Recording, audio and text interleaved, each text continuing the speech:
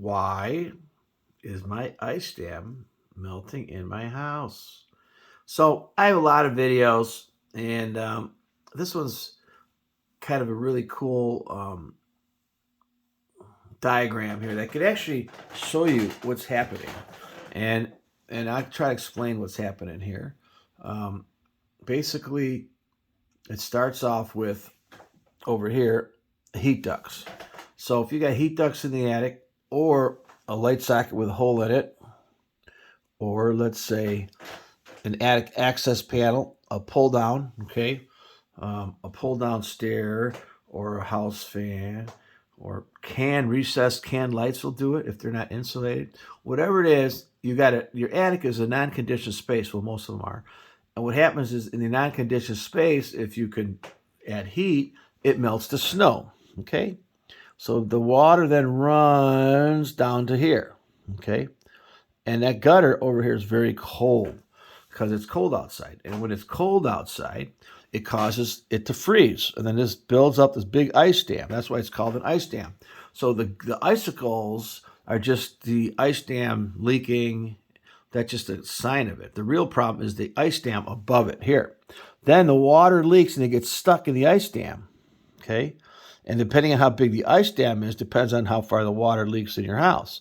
So then here the water's going to go. See, shingles are designed for gravity, water running down, right? Not water running up or under.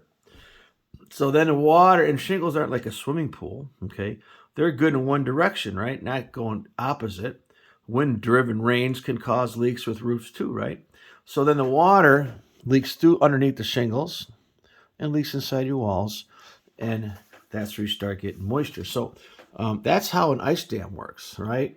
So then some people will come up and chip this away to keep the water from leaking. And yeah, that'll work if you could try to cut it without damaging your shingles or damaging your gutter. By the way, this is insurable stuff too. So the water damage, the damaged gutter, because you get an ice dam in a gutter, it expands it, the nails get loose. It's been compromised. It's no longer functioning for its intended use, so that should be a replacement for sure. Let's take a look at this was a little different, and I don't really do the thermal camera stuff anymore, but you can see my thermal camera picking up. Now this could not necessarily be water, it could also be just cold spots. So when you say thermal imaging, you better know what you're doing. In this case, it didn't matter because I already knew it was an ice dam. And so we did some thermal imaging. You can see the cold spots, which, by the way, could also be water and moisture.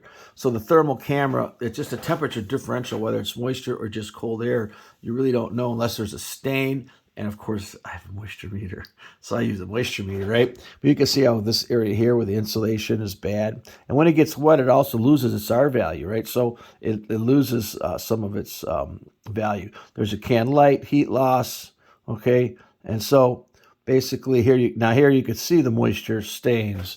And so we know that we have an ice dam leaking. And just because it's leaking in one part of the room doesn't mean, the water can travel. It travels, on top of your drywall, and then it leaks in at joints where the drywall is jointed because that's its leak path resistance, or it leaks through a light. So light fixtures get water in them, okay? And of course you can use temperature. I use gauges, and so this particular house had a lot of heat loss caused from wind recessed can lights. And we'll end it here with the can lights, but yeah, they do sell can lights that are insulated. When you put a hole in your ceiling, you're putting a hole in your ceiling, right? So you got a thermal bypass, possibly, if it's too big of a hole. Thermal bridging, because a can isn't insulated. So sometimes people build boxes above these things. Some people change these lights to serve. I'm not a big can light guy. So, holes in ceilings to me are bad. Anything you put a hole in is a bad idea. Only hole you want is a big hole to your furnace room on your door to get oxygen. That's a good hole. So let's say we got good holes and bad holes. Anyways, hey, I do have a service on YouTube. Just Google Call Marko, M-A-R-K-O. Call Marko with a question. And 15 minutes will solve your house problem, whatever it is. I've done over 18,000 inspections. Been doing this for 40 years. Also below are some links, pertinent to the video. I also, if you want to buy something, on Amazon. Hey, go to my link and punch it in. I'll get credit. I get like 7% or 1% at least. It's not a lot of money, but it does help, make these videos and buy cameras and stuff like that. Please rate, subscribe, hit the bell for future videos. I make a lot more videos in the winter than I do in the summer. I do organic farming in the summer, and I still do inspections and consulting. And I do call Marco with the question stuff. And, if you got a house you want to buy and you got a problem, something in that house that ain't right, take a photo of it, send it to me. We'll talk about it and maybe get more information on it. So, hey, thanks for coming on. This was learning how ice dams leak.